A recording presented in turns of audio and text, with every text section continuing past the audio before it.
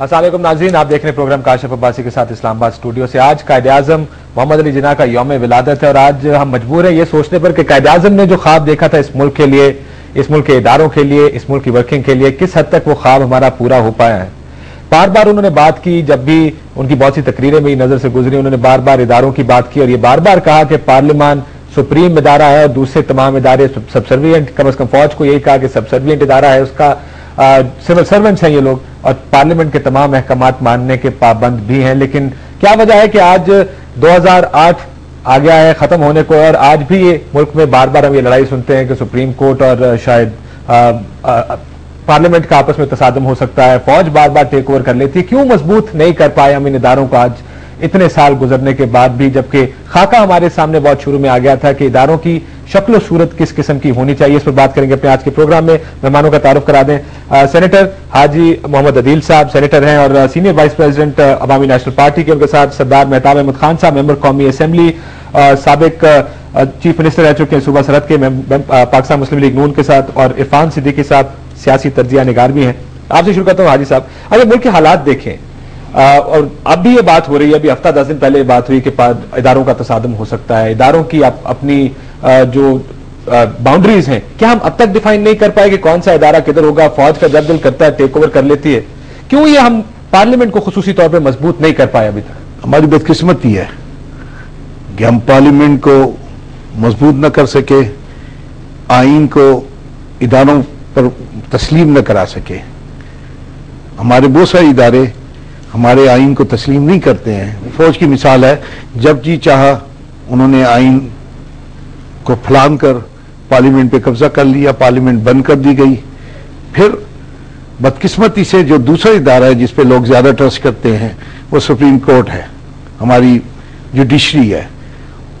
उसने तो जो ही पार्लियामेंट पे हमला होता है, सिवा एक दफा कि जब इनिशियली फेडरल कोर्ट ने ये फैसला स्पीकर के हक में दिया था, लेकिन उस वक्त भी नहीं, सिंध हाई कोर्ट ने स्पीकर के हक में फैसला दिया था, और लेकिन फेडरल कोर्ट उस वक्त भी सरेंडर कर गई थी।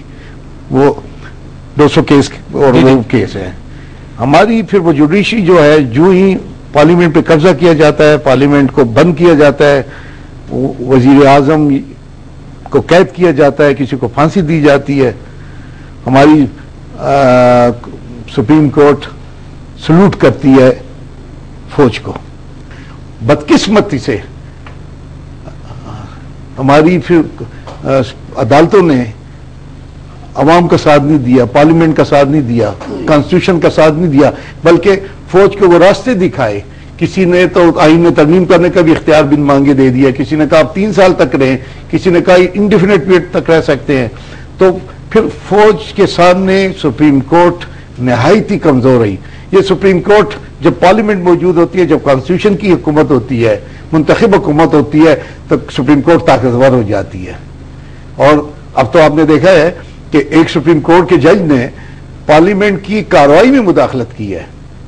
मैं उस केस की तरफ नहीं जाता हूं कि वो उस केस सही था या गलत था, वो उस केस की क्या नोयत थी, लेकिन किसी सुप्रीम कोर्ट के जज को यह इख्तियार देना कि वो पार्लियामेंट की किसी कार्रवाई को, चाहे उसकी कमेटी की कार्रवाई है कि वो पार्लियामेंट की अपनी कार्रवाई है, उसको रोक दे, ये तो इख्तियार नहीं है। ये जुडिशियल मार्शल लॉ है, जुडिशियल मार्शल लॉ है। लेकिन जब ये जुडिशियल मार्शल लॉ की नौयत की कोई सूरत हाल सामने आती है तो फिर हम देखते हैं हुकूमत, पार्लियामान और सियासी जमातें जो इसकी मुहाफिज है इस पार्लियामेंट की, उनका किरदार कुछ आगे पीछे हमें कोई इतना तगड़ा नजर नहीं आता सरदार साहब, क्योंकि सियासी जमातें भी कुछ मसलियत का शिकार होती हैं। कुछ क्या जैसे ये कह रहे हैं कि इदारे कमजोर है या हमारे सियासतदान कमजोर है?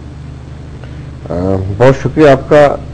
ये बहुत ही मेरे ख्याल में 60 सालों की हिस्ट्री में हम इससे अपने सवाल के जवाब की तलाश में हमने गुम कर दिया 60 साल अपने। और ये कितने अच्छे होते कि आज हमारे यहाँ कोई ऐसा मुल्क की सतह पर एक कमीशन बनता है और इस बात का जायजा लेता और आइंदा के लिए इस्लाह की तजावीज़ देता है। लेकिन आपने इस मौजूद को आज यहाँ पे टेलीविजन पर उठाया है और मैं समझता हूँ कि ये हाजी साहब ने कहा ये बदकिस्मती इस कौम की, वो तो अपनी जगह पर है, लेकिन दरअसल ये बड़ा शैतानी खेल है, ये बड़ी डिजाइन है। इसकी बड़ी वजूहत ये है कि एक 47 तक पाकिस्तान मुस्लिम लीग जो हमारी खालिक जमात है, ये एक सियासी जमात नहीं थी, یہ جو اہم ترین بات آپ اس کو غور کریں گے کہ وہ ایک پولیٹیکل پارٹی نہیں تھی، ایک موومنٹ تھی. اب کمپیئر کرتے ہیں اس کو آل انڈیا کانگریس کے ساتھ، تو آل انڈیا کانگریس جو ہے وہ پہلے سے ہی ایک مڈل کلاس اور لوور مڈل کلاس کی وہ جماعت بن چکی تھی. اس کی لیڈرشپ وہاں تک جا چکی تھی. ان کے اندر کوئی ایلیٹ کلاس نہیں تھی. لیکن قائد اعظم کے پاس اور پاکستان موومنٹ چلانے والوں کے پاس کوئی زیادہ چوائسیز نہیں تھے. غالباً ایک مقام تھا، جلدی کرنا چاہتے تھے، چلنا چاہیے بھی تھا. تو اب جو نیکسٹ فیز تھا پاکستان بننے کے بعد،